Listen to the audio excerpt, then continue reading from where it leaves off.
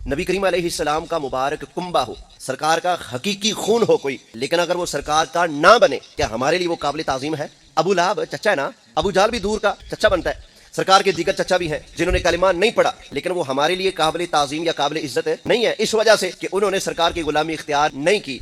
और हजरत अमीर हमजा रज़ी अल्लाह ताला अन्हु, हजरत अब्बास रज़ी अल्लाह ताला अन्हु, ये नबी करीम अलैहिस्सलाम के चचा हैं, हमारे सर माथे का ताज है, इसलिए कि वो सरकार के चचा होने के साथ साथ नबी करीम अलैहिस्सलाम के सहाबी बने हैं, सरकार का कलिमा पढ़ा है। अबू जाल का हम अदब नहीं करते, अबू लहब का हम एहतराम नहीं करते, हालांकि सरकार का कुंबा है, सरकार का खानदान है, खून रसूल है। पता चला खून रसूल होना निरा काफी नहीं होता, खून रसूल भी तब शान वाला हो जब उसमें गुलामी रसूल वाला तमगा मौजूद होगा। खाली निस्बत तब तक फायदा मंद नहीं जब तक सरकार की गुलामी वाली मोहर ना लगी हो। लोग सहाबियत के तमगे को मामूली तमगा समझते हैं। खून रसूल हो, नबी का हकीकी बेटा हो, अगर नबी का सहाबी ना बने तो नबी का हकीकी बेटा होना भी उसको फायदा नहीं देता। हजरत नूह अलैहिस्सलाम का बेटा